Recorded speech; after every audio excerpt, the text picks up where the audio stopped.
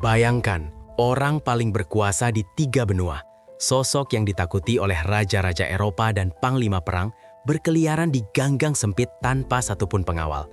Ia menyusuri gelapnya malam, hanya karena satu ketakutan yang menggetarkan jiwanya, ketakutan yang luar biasa pada pengadilan Allah.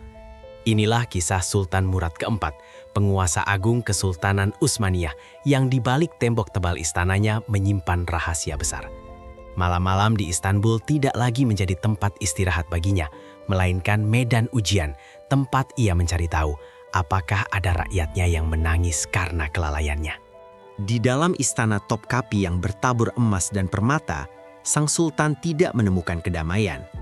Setiap kali ia melihat kemewahan di sekelilingnya, terbayang di pelupuk matanya hari di mana semua kekuasaan ini akan dimintai pertanggungjawaban.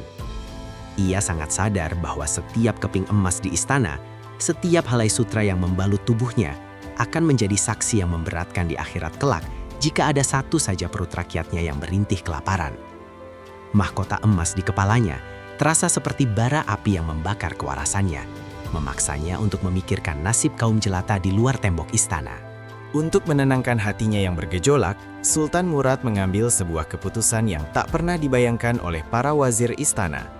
Ia menanggalkan seluruh atribut kebesarannya. Sutra halus digantikan dengan kain kasar yang menembus kulit, pedang kebesaran diganti dengan tongkat kayu biasa. Ia merubah dirinya dari sosok yang memerintah jutaan manusia menjadi seorang pengelana malam yang tak dikenali siapapun.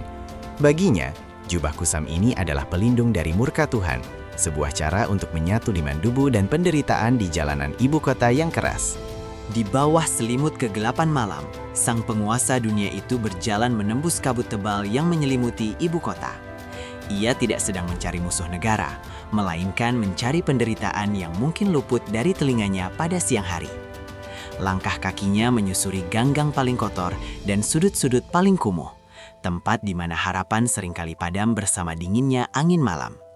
Setiap keluhan pelan dari balik jendela rumah reot, setiap tangisan bayi yang kelaparan, menghujam jantungnya lebih tajam daripada ribuan anak panah di medan pertempuran. Dalam pengembaraannya, ia sering kali menemukan potret-potret keputusasaan yang meremukan egonya sebagai seorang pemimpin. Ia melihat dengan mata kepalanya sendiri para janda yang kesulitan mencari kayu bakar, serta anak-anak yatim yang meringkuk menahan lapar beralaskan tanah berdebu. Pemandangan itu bukan sekadar mengundang empati, melainkan mendatangkan teror spiritual bagi sang sultan.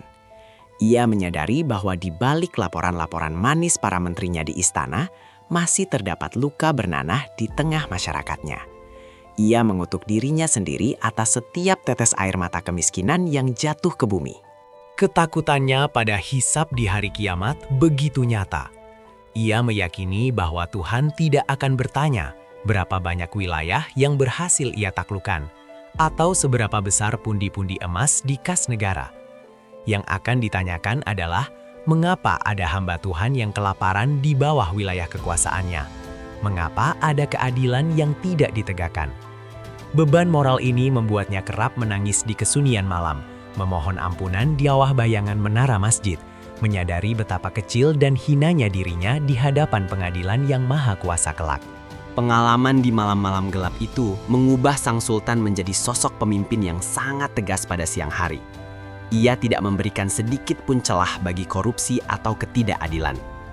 Pengetahuan yang ia dapatkan dari pengamatan langsungnya membuat ia tahu persis pejabat mana yang berbohong dan pedagang mana yang curang.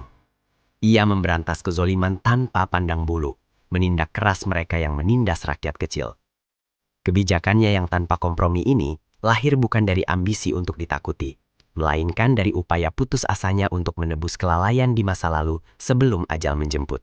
Pada akhirnya, Sultan Murad keempat meninggalkan warisan yang jauh lebih besar daripada sekedar wilayah kekuasaan. Ia meninggalkan sebuah pelajaran abadi tentang makna tanggung jawab. Jubah kusam yang sering ia kenakan menjadi simbol bahwa jabatan bukanlah sebuah keistimewaan untuk dinikmati, melainkan sebuah amanah yang sangat mematikan jika disalahgunakan. Rahasia malam-malamnya di lorong gelap ibu kota menjadi kesaksian sejarah bahwa seorang pemimpin sejati adalah mereka yang hatinya senantiasa gemetar mengingat pengadilan Tuhan. memastikan tidak ada satupun rakyatnya yang menangis di dalam gelap.